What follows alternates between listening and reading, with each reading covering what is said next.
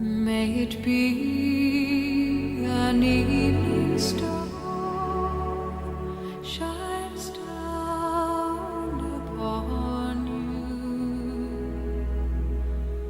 May it be when darkness falls, your heart will be true. Comienza De los Anillos al Señor, dirigido por el padre José Miguel Marqués. Oh, how far you are from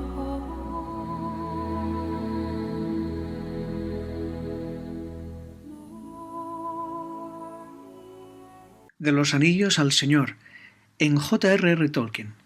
Una aproximación con afecto para Radio María. Este es el sexto programa en esta serie especial sobre literatura y fe.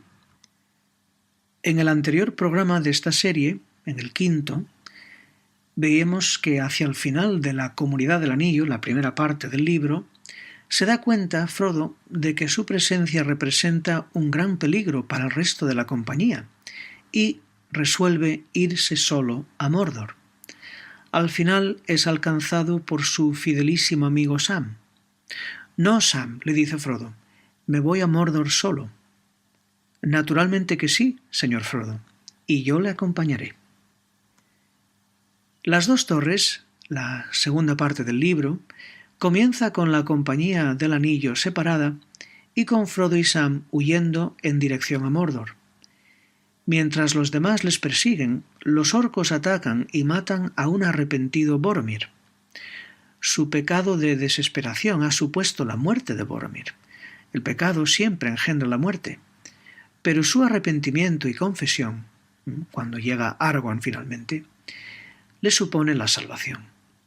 Clara alusión a la necesidad de arrepentimiento de cara a nuestra propia salvación. A continuación, una segunda banda de orcos captura a Merry y a Pippin. Estos orcos son servidores de la Mano Blanca, es decir, de Saruman, el mago corrupto, compañero antaño de Gandalf. Se llevan a los dos pequeños hobbits prisioneros hacia el oeste, a través de las tierras de Rohan, en dirección a la torre de su amo en Orthanc, en Isengard. Allí espera Saruman, con el deseo de conseguir el anillo único para sí mismo, a pesar de ser un títere de Sauron, con quien se ha aliado. El grupo de los orcos llega a los lindes del antiquísimo bosque de Fangorn, a medio camino entre el gran río Anduin e Isengard, antes de ser rodeados por los atentos jinetes de Rohan. Liderados por su mariscal Éomer, los jinetes masacran a los orcos. Merry y Pippin escapan de la batalla y se refugian en el antiquísimo bosque. Allí conocen a Treebeard o Bárbol el Ent, el enorme pastor andante de árboles. Se puede contemplar al curioso personaje de Bárbol, con sus ojos profundos, sabios y serenos, la criatura más antigua de la Tierra Media, como un reflejo del valor inmenso que Tolkien da a la creación entera, particularmente por los árboles, una veneración por su belleza y también a todos los valores y tesoros espirituales y materiales de una sociedad que hunde sus raíces muy hondas de unos 20 siglos, diríamos el Nuevo Testamento, más otros 19 siglos, diríamos el Antiguo Testamento, en la tradición católica con mayúscula. Aparte del cuento Live by Nigel, que es un relato autobiográfico hermoso del autor, Tolkien se confiesa como hobbit de corazón, si bien no en estatura. Pero desde luego el personaje que más refleja a su propio autor es justamente Bárbol, garante de la sabiduría perenne, siempre antigua, siempre nueva, de la tradición, con mayúscula. Bárbol viene a representar, pues, la profundidad de la tradición, en el sentido de que aparte de los más de 2000 años de la tradición apostólica del Nuevo Testamento, también es testigo y garante de toda la sabiduría del mundo antiguo, la primera edad de la Tierra Media, es decir, en términos bíblicos, de la sabiduría del Antiguo Testamento, cuya legítima heredera e intérprete fue la Iglesia Apostólica naciente.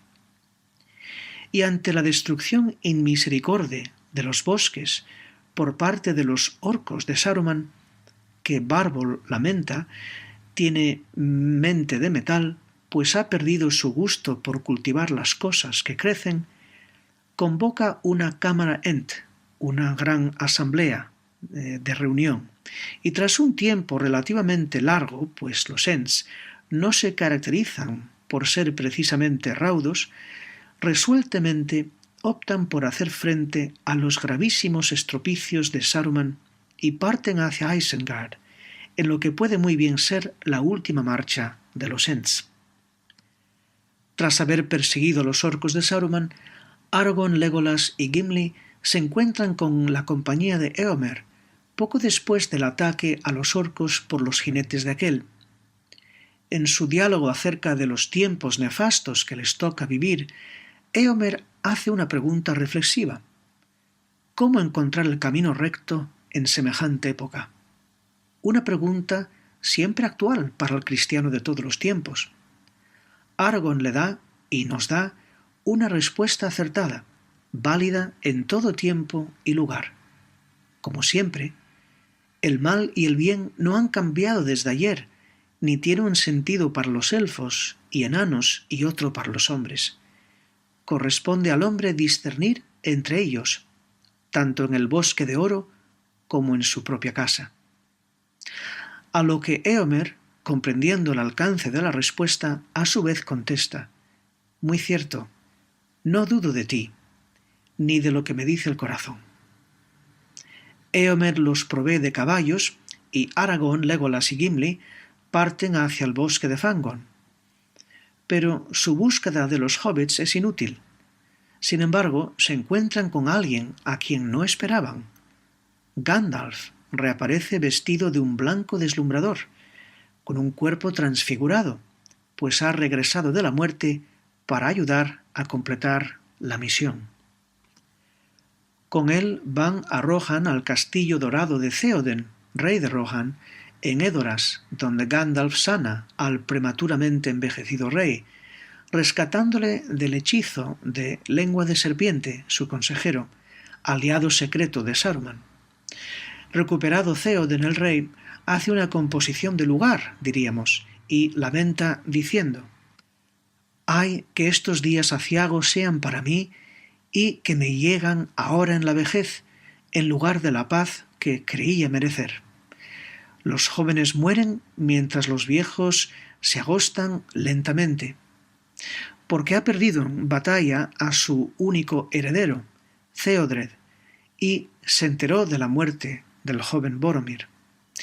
Y también dice: «Tendría que entristecerme, porque cualquiera que sea la suerte que la guerra nos depare, ¿no es posible que al fin muchas bellezas y maravillas de la Tierra Media desaparezcan para siempre?» Gandalf, el blanco, le responde, consolándole: «Es posible. El mal que ha causado Sauron jamás será reparado por completo, ni borrado como si nunca hubiese existido. Pero el destino nos ha traído días como estos. No os faltan aliados, Theoden, aunque ignoréis que existan. Continuemos nuestra marcha».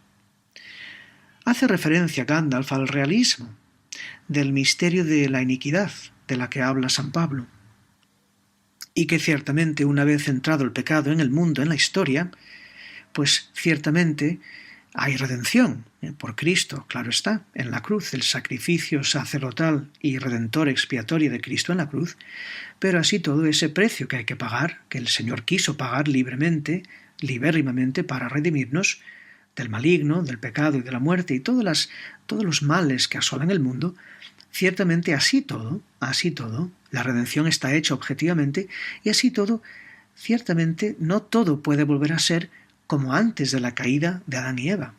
Y aquí podemos ver un reflejo de eso mismo, ¿no? Cuando Gandalf le dice que efectivamente al rey Theoden, ¿no? Que lamenta que muchas bellezas de la Tierra Media desaparezcan para siempre, hay ese riesgo, y que efectivamente el mal que ha causado Sauron jamás será reparado por completo, ni borrado como si nunca hubiese existido. Es el profundo realismo católico, ¿no? Visión católica que tiene Tolkien del mundo caído y redimido. Bien, con el rey recuperado, salvado y rejuvenecido, cabalgan con él y su pueblo a la fortaleza del abismo de Helm para librar una casi desesperada victoria al amanecer sobre las hordas de Saruman. Aragorn había dicho: el amanecer es siempre una esperanza para el hombre. Nadie sabe qué habrá de traer el nuevo día. Gandalf los guía a Isengard y encuentran la torre de Orthanc y sus tierras devastadas por el ataque de los Ents. La naturaleza, harta de soportar lo que la moderna industrialización y mecanización le hace, rebelándose con su destrucción por parte de quienes desprecian la vida, las cosas que crecen, Saruman y Lengua de Serpiente quedan atrapados en la torre de Orthanc. Gandalf exhorta a Saruman al arrepentimiento, pero éste rechaza la ocasión e intenta con su voz hechizar a Theoden. La voz de Saruman representa todas aquellas voces malsanas que a lo largo y ancho de la historia han seducido a las grandes masas, haciéndoles creer mentiras por verdades, cuyo ejemplo más notorio fue el de Hitler. En relato paralelo, Frodo y Sam continúan su viaje casi desesperado también hacia Mordor. El esquizofrénico Sméagol Gollum les sigue, ansioso de recuperar el anillo único, su tesoro. El Señor en el Evangelio nos advierte que lo que para nosotros es un tesoro, ahí ponemos nuestro corazón. Conviene, pues, educar bien el corazón, ¿verdad?, para escoger bien también nuestro tesoro. El peso del anillo, cargar con su malicia, es cada vez más abrumador para su portador. A Frodo, que ve a Gollum por primera vez, le inspira el mismo sentimiento de piedad y lástima que inspirara a su tío Bilbo años atrás, por esa miserable criatura devorada por el anillo. Finalmente es domado Sméagol, Gollum, y acepta actuar de guía, donde Frodo se fía bastante más de él que Sam. Llegados a la Puerta Negra de Mordor, Gollum aconseja tomar otra ruta más segura, aunque más secreta, para entrar en el País Negro. Cruzan las hermosas tierras de Ithilien, cuyas descripciones son auténticamente maravillosas, territorio disputado entre Mordor y Gondor, pero aún no deformado del todo por el mal de Sauron. Allí topan con Faramir, hermano del fallecido Boromir, que resiste la tentación de coger el anillo para sí, dejándolos atravesar Ithilien, pero advirtiéndoles que Gollum no es de fiar, pues quiere llevarlos por el camino de Cirith Ungol, un camino de peligro mortal, del que Gollum les ha dicho menos de lo que sabe. Y cuando en una noche que quedan en Ithilien Frodo y Sam en compañía de Faramir y sus hombres en un hermosísimo escondite de esta guardia avanzada de Gondor, en Ithilien, en un lugar hermoso llamado Gene Zanun, pues una noche los hombres de Faramir que ven que están vigilando por la noche, lógicamente, pues ven en una piscina acantilado abajo, pues una criatura pescando, buscando peces. Y Faramir despierta a Frodo y la hace subir allí para ver y para decirle quién es qué es esta criatura que anda por estos lares. Y aquí vemos cuando Frodo emplea lo que es uno de los grandes motores de toda la trama del Señor de los Anillos, el ejercicio de la misericordia. Cuando tiene la ocasión, porque es un territorio realmente secreto y es está totalmente vedado este sitio, está prohibido el paso de cualquier forastero, y Faramir le dice a Frodo que hay que dispararle a flechazos y matarle, porque no puede estar aquí, o bien capturarle. Y Frodo, pues empleando esa misericordia que años atrás había empleado también su tío Bilbo para escapar de Gollum, le ruega encarecidamente a Faramir que no le mate, que Gandalf no hubiera querido eso, y que Gandalf le había dicho a Frodo, en la comarca, ¿verdad?, en Bolsón Cerrado, en casa, que Gollum tendría un papel que jugar en todo este asunto antes del final, y que ese papel podría ser para bien o para mal, claro está, pero que tendría un papel que jugar, y que no era menester acabar con esta criatura. Entonces, Frodo aquí emplea la misericordia y salva la vida. No es la primera vez, como hemos visto, no es la primera vez, pero aquí ante los hombres de Faramir, ruega a Faramir que le salve. Y así Frodo pues contribuye a ese ejercicio de la misericordia que hace que El Señor de los Anillos termine bien, no sin precio que pagar, ciertamente, pero la misericordia ha jugado un papel indispensable en toda esta historia. Disfrutamos ahora de una pausa ambiental.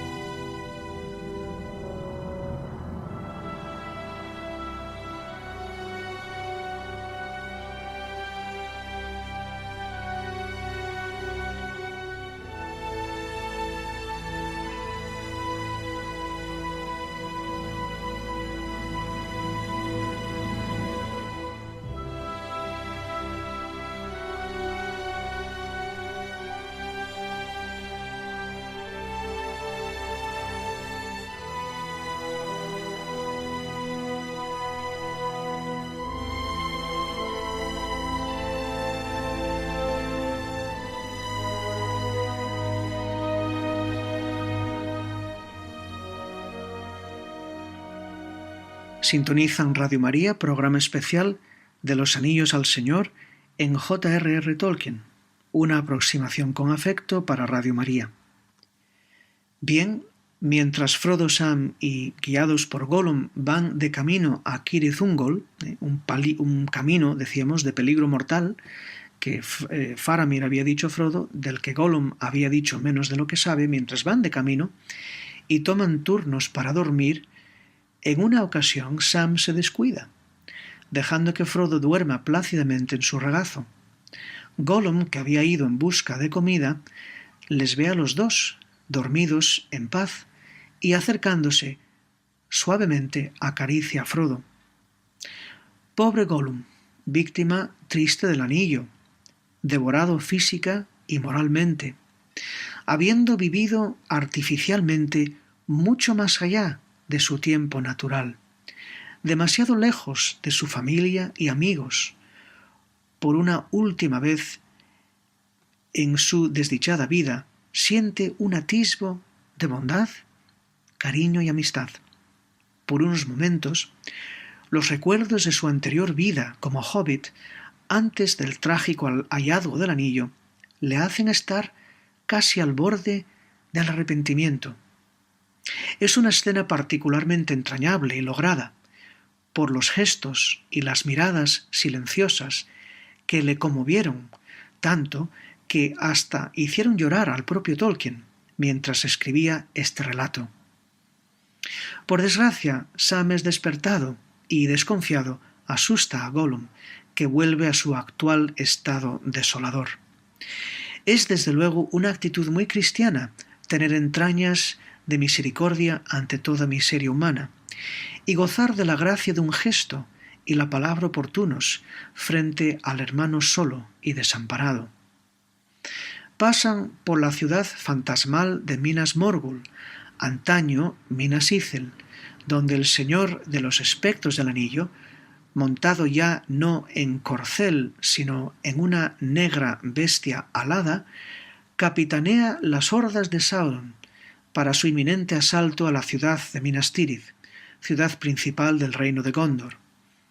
Ante la aparición ominosa del señor de los Nazgûl, Frodo siente de nuevo la tentación de ponerse el anillo, que le descubriría al espectro, pero dirige su mano ulteriormente hacia el frasco de la luz de la estrella de Earendil, dado a él por Galadriel, y logra resistir.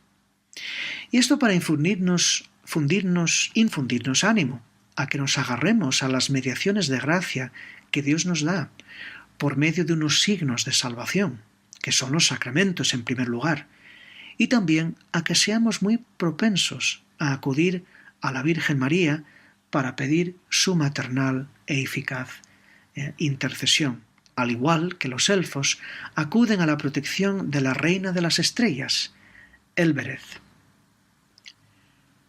Por fin Gollum los lleva por una escalera montañosa muy sinuosa hasta la entrada de un largo y ominoso túnel. Allí dentro traiciona a Frodo y Sam, dejándoles a merced de la terrible Ella la Araña, una gigantesca araña del mundo antiguo, que alcanza a picar a Frodo, pero que es herida en una terrible lucha con el valiente Sam.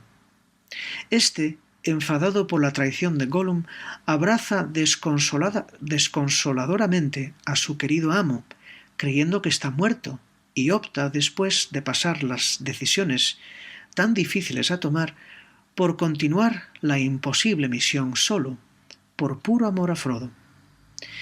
Este es uno de los grandes momentos para destacar la inquebrantable y conmovedora lealtad de amistad que Sam siente por su amo. Le quita el anillo de la cadena que cuelga sobre el cuello de Frodo y se aparta, pues oye los ruidos de una tropa de orcos que patrullan la zona. Escondido, oye los comentarios de los orcos de que Frodo no está muerto, sino solo envenenado, y después lo llevan como prisionero a la torre de Cirith Ungol. Sam, oculto por haberse puesto el anillo y así se hace invisible, se dice a sí mismo una frase muy iluminadora. «Imbécil, no está muerto, y tu corazón lo sabía. No confíes en tu cabeza, Samsagaz, no es lo mejor que tienes. Lo que pasa contigo es que nunca tuviste en realidad ninguna esperanza. Y ahora, ¿qué te queda por hacer?» Muy destacable este pensamiento, pues nos alecciona a que no formemos una decisión resueltamente, ni nos dejemos fácilmente engañar por las meras apariencias, que a veces las cosas no son en realidad como parecen ser. No hemos de ser, pues, superficiales en nuestra estimación de las posibilidades, a pesar de lo que nos parecen, porque Tolkien advierte seriamente que es una gran equivocación vivir sin esperanza. Siempre hay esperanza, aunque aparentemente hayamos perdido todo motivo para ello, aunque tengamos que seguir adelante sin ella, porque siempre hay posibilidades, aunque desconocidas para nosotros, ya que la providencia de Dios cuida de nosotros y actúa de manera inescrutable. Disfrutamos de nuevo de otra pausa ambiental.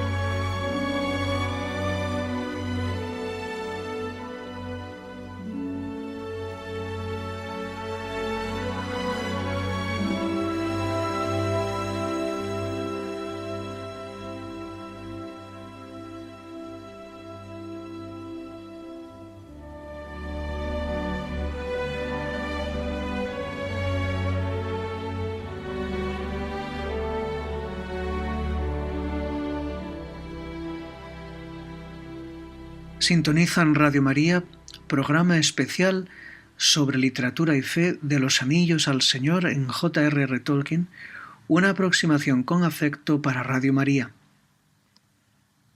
El retorno del rey, tercera parte del libro, abre con Gandalf y Pippin a galope tendido, montados sobre Shadowfax, señor de los caballos, de Rohan, a Minas Tirith, ciudad principal del reino de Gondor, para avisar del ataque inminente de las fuerzas del Señor Oscuro.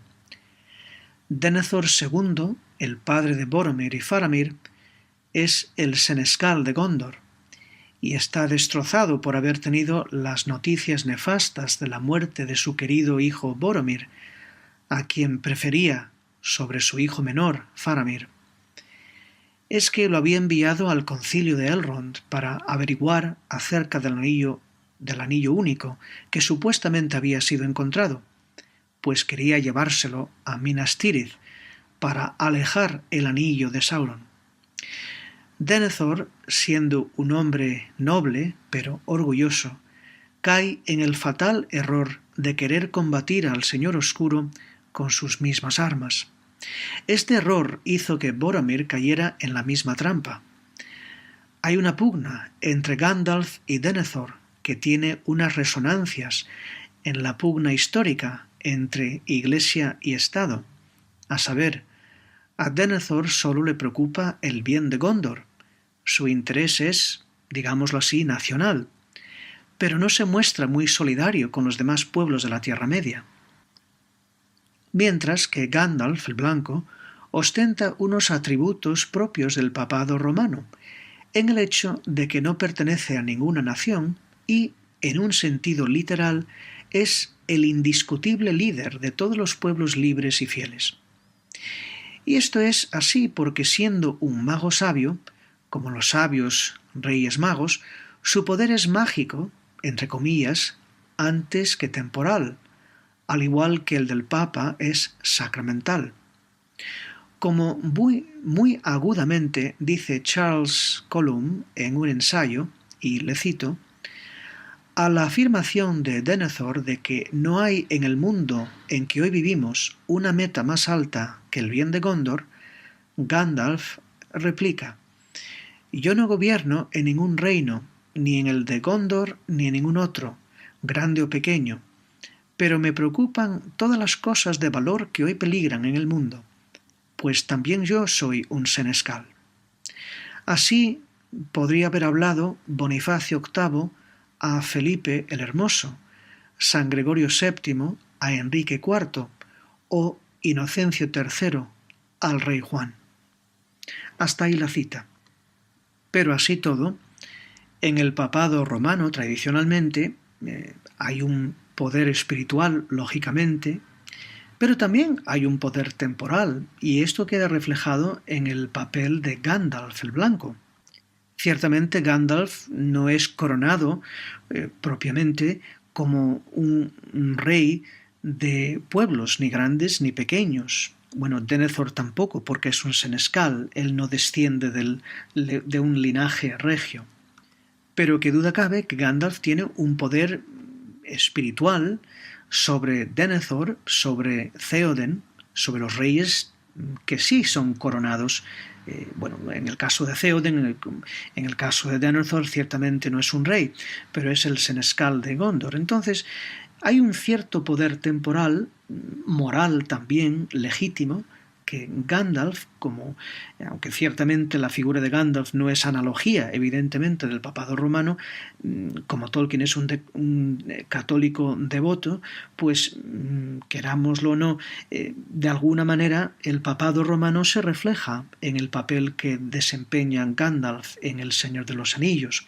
Un poder, como decíamos antes, ¿verdad?, mágico, en el sentido de magia que tiene Tolkien, claro está, antes que propiamente temporal, al igual que el poder del Papa es sacramental, que también en cierto sentido temporal, porque aunque el Papa no gobierna ningún pueblo, sí también es senescal y le preocupa, es administrador de todos los valores que hay en el mundo, de todo lo hermoso que existe en el mundo. Le preocupan todas las cosas de valor que existen en la creación de Dios, al Papa, lógicamente, pues a Gandalf también. Y así es, el sucesor del apóstol Pedro es un administrador, un senescal, de todas las cosas de valor en el mundo, o dicho en términos más de andar por casa, testigo y garante de la bimilenaria tradición católica que hunde raíces incluso 2 milenios más atrás. Entonces, en definitiva, el papel de Gandalf ciertamente no es un gobernador temporal de un determinado reino, ni grande ni pequeño, como hemos visto, ¿verdad? Pero que ejerce un cierto poder temporal porque influye para bien, benéficamente, en los que sí son reyes de los pueblos de la Tierra Media, como es el caso de Theoden en Rohan, o en el caso de Gondor, el senescal Denethor. O sea, hay un cierto poder temporal que queda reflejado en la figura de Gandalf, si bien evidentemente su figura no es una analogía del papado romano. Sin embargo, podemos descubrir estos rasgos en la figura interesantísima de Gandalf. Y a propósito de la visión católica del mundo, hemos de comprender que es esencialmente sacramental, en sentido amplio. En el corazón creyente de un católico, la misma vida es como una serie de milagros concatenados, signos o símbolos de la providencia divina, cuya máxima expresión es Jesucristo en su misterio pascual, el santísimo sacramento del altar. Si el Hijo de Dios podría hacerse presente en el altar por medio de unas palabras sagradas y unos gestos, no es para nada difícil pensar en magos, elfos o en el cambio de las estaciones. Los críticos que no comprenden la estructura sacramental de la Iglesia han visto a los sacramentos como pura magia. De ahí que la frase hocus pocus, abracadabra, es una burla de las palabras empleadas en latín para consagrar el pan eucarístico, según el ritual tradicional, en el misal. Hoc est enim corpus meum. Esto es mi cuerpo. De ahí viene esa burla, hocus pocus, abracadabra. Viene de una burla del latín. Hoc est enim corpus meum. Esto es mi cuerpo. Puede muy bien decirse que el efecto de la magia empleada por los sabios magos o elfos como cauce e incluso causa del bien es en el Señor de los Anillos el mismo que el de los sacramentos en la vida del católico devoto. Santo Tomás de Aquino, en su oración para después de la comunión, pide que el Santísimo Sacramento sea, y cito, una fuerte defensa contra los lazos de los enemigos visibles e invisibles. Y San Buenaventura lo expresa así: fuente de vida, fuente de sabiduría y conocimiento, fuente de luz eterna.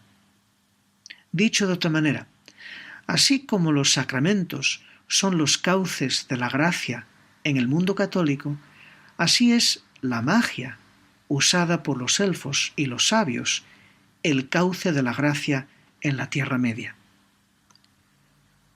Bien, Aragorn, heredero legítimo de Elendil e Isildur, con Legolas y Gimli se adentran en el paso de los muertos para invocar a los que antaño habían jurado aliarse con Isildur, pero que se negaron, por lo que quedaron condenados a vagar en una especie de purgatorio, diríamos, hasta que prestaran alianza a su heredero, que luego pudiese liberarles. Es parecido a Cristo que desciende al lugar de los muertos, ¿verdad?, para librar a los que allí moraban. Mientras tanto, los jinetes de Rohan, con el rey Theoden a la cabeza, cabalgan hacia la sitiada ciudad de Minas Tirith a prestar auxilio. Éowyn, sobrina de Theoden, disfrazada de jinete de nombre Dernhelm, lleva en secreto a Merry, pues ambos quieren luchar también por los que aman. Éowyn es figura, cómo no, de las mujeres fuertes de la Sagrada Escritura, mujeres valientes como Esther, Judith y Ruth, audaces, valientes, determinadas e ingeniosas defensoras de sus pueblos en peligro. Y Pippin se hace también servidor del senescal de Gondor, de Denethor. Denethor revela que ha escrutado indebidamente un palantir, una piedra vidente que se utilizaban para comunicarse sobre grandes distancias antiguamente, y ha visto solamente parte de la verdad que Sauron le ha permitido ver: los enormes ejércitos que estaban a punto de tomar y destruir la ciudad de Minas Tirith y al reino de Gondor. Como los jinetes de Theoden demoraban en llegar, Denethor cometió el terrible pecado de desesperar de la salvación.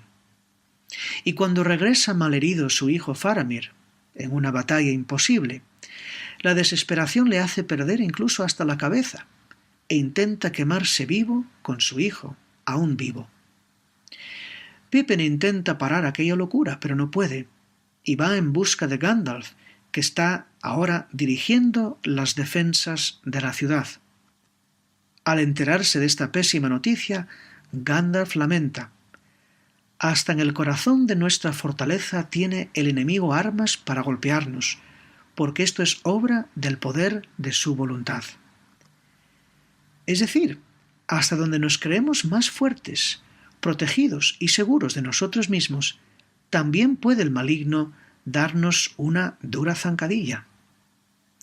Faramir al fin puede ser rescatado, pero Denethor se inmola en la llama viva. La tragedia de Denethor es francamente triste. Él no fue capaz de creer en otras posibilidades. Creía que era una locura que dos pequeños e indefensos hobbits llevasen el anillo único a Mordor, y al creer que ningún pueblo aliado vendría en ayuda y verse con pocas defensas, hizo caso a las medias verdades de Sauron y desesperó. Gandalf había advertido a los suyos, y es una magnífica lección para nosotros que sólo puede desesperar aquel que sabe, más allá de toda duda, el desenlace final. Pero, dice Gandalf, nosotros no podemos desesperar, porque no podemos saber todas las posibilidades, por lo que el desenlace final es incierto. Es una fuerte llamada, de nuevo, a esperar, como Abraham, amigo de Dios, a esperar contra toda esperanza. La fe de Abraham es probada y recia, y tiene mucho que ver con su esperanza en las promesas de Dios. De ahí que el linaje bendecido de Abraham, según la fe, ha de tomarlo como elocuente ejemplo a seguir. Disfrutamos de nuevo de otra pausa ambiental.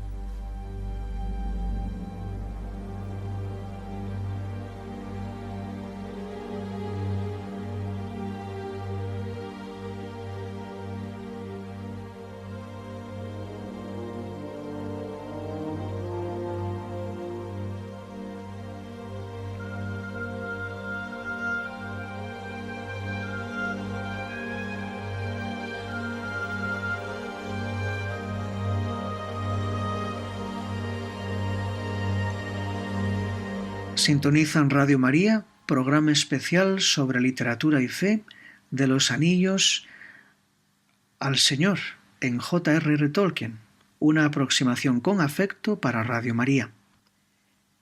Y bien, Minas Tirith vive una situación desesperada de sitio.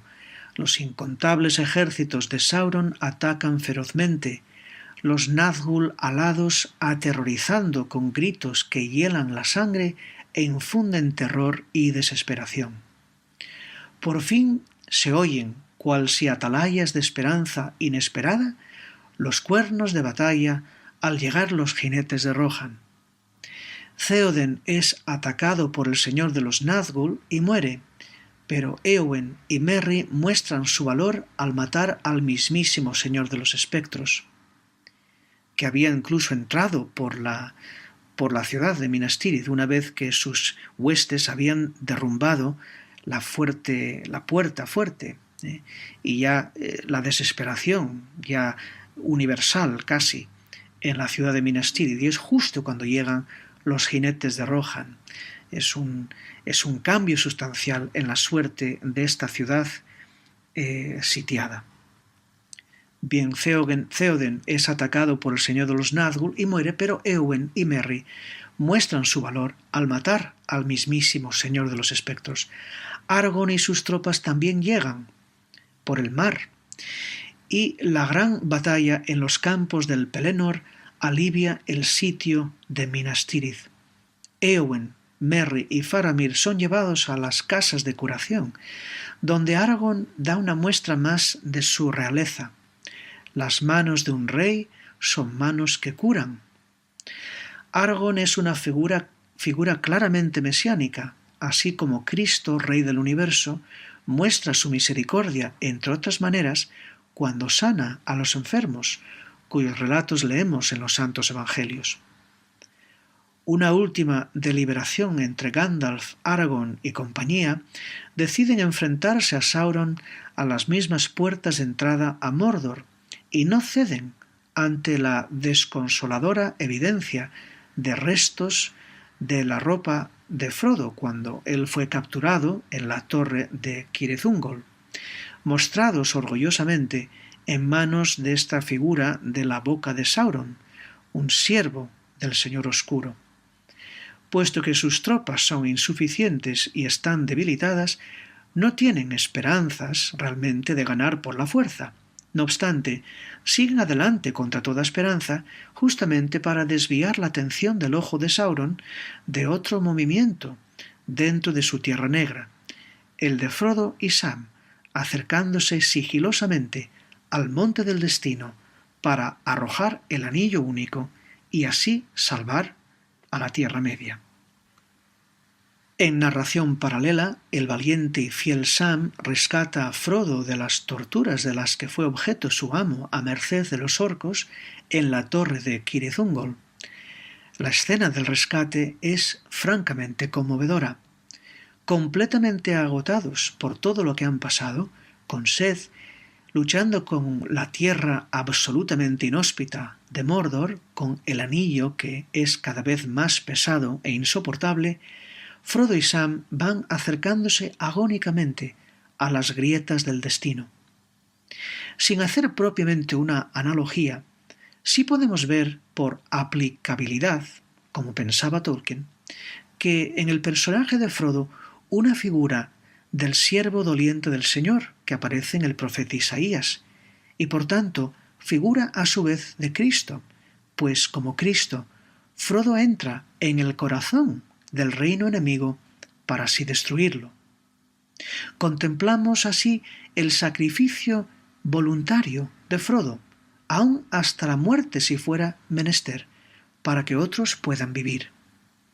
Aunque no lo haya querido, lleva voluntariamente el peso del anillo, como Cristo lleva voluntariamente el peso de la cruz.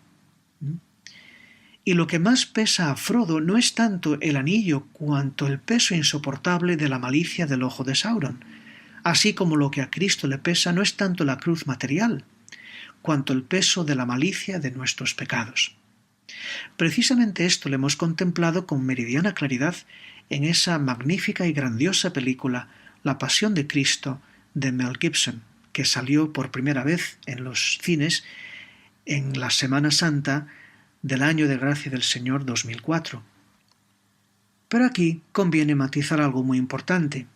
Esto de voluntariamente llevar el peso del anillo, como voluntariamente lleva Cristo la cruz para salvar al mundo, y lo que es voluntad positiva de Dios y lo que es voluntad positiva de Frodo, de aceptar o no llevar el anillo para así salvar la Tierra Media. Evidentemente, Dios no crea el mal, ni directa ni indirectamente. Esto es una verdad de fe católica. Sin embargo, Dios así permite el mal o incluso lo quiere de manera que saque mayor bien. Esto es el misterio insondable de la providencia divina. La cruz, ciertamente como instrumento de tortura, de muerte en tiempos del Imperio Romano, la cruz en sí misma no es buena en sí misma. Pero la cruz de Cristo sí la ha querido el Padre, no porque ciertamente Dios sea masoquista, ciertamente no, pero la cruz no es un accidente en el camino del Señor, es precisamente el camino del Vía Crucis que el Señor quiso libremente asumir por amor nuestro, libremente asumió su pasión. Y Frodo, aunque ciertamente siempre ha lamentado que esta desgracia del anillo que ha sido encontrado otra vez y que cayó en sus manos, y que por qué él tiene que llevar el peso, preferiría que otro lo fuera a llevar porque él se ve pequeño, ciertamente, y sin embargo quiere también de otra manera. No lo ha buscado como el que no tuviera mejor cosa que hacer, pero Frodo sí ha querido llevar voluntariamente el peso del anillo para llevarlo al monte del destino, para así arrojarlo al fuego donde fue forjado el anillo y así salvar la Tierra Media, y lo asume libremente. Precisa de ayuda, ciertamente, como Cristo necesitó al final la ayuda del cirineo, de Simón de Cirene, para llevar el peso. Frodo también tiene unos cuantos cirineos, los 8 restantes compañeros de la Compañía del Anillo, de la Comunidad del Anillo, ¿verdad? Pero tanto Cristo como Frodo como figura de Cristo y figura del siervo doliente del Señor en el profeta Isaías, pues libremente y quiere llevar también.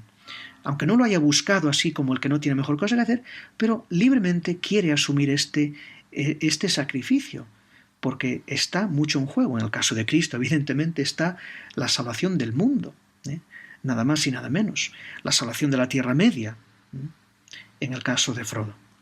Pero esto es muy importante destacar, y nunca insistiremos lo suficiente en esto. Si vivimos bien los oficios de Semana Santa y cuando llegamos al Viernes Santo, la propia liturgia de la Iglesia es muy específica en esto. Nos pide ese día adorar no a Cristo Redentor, porque Cristo, no es que esté a malo hacer eso, evidentemente, pero a Cristo ya le honramos los que somos católicos y le amamos y le seguimos, porque le conocemos. Conocer, amar y seguir al Señor. Ya lo amamos, ya le besamos siempre y hemos de hacerlo siempre. Pero la liturgia del Viernes Santo hace que nosotros no adoremos tanto al Redentor, aunque también, ciertamente, sino de hacer un gesto de adoración a lo que el Redentor quiso asumir por nosotros libremente. Es besar la cruz. Porque besar a Cristo en la cruz, en principio, no nos cuesta nada. Eso es relativamente fácil hacer. Ya le queremos y ¿cómo no vamos a besarle? No, pero es que la liturgia de la Iglesia quiere que besemos su cruz ese día, ese madero salvador de la cruz.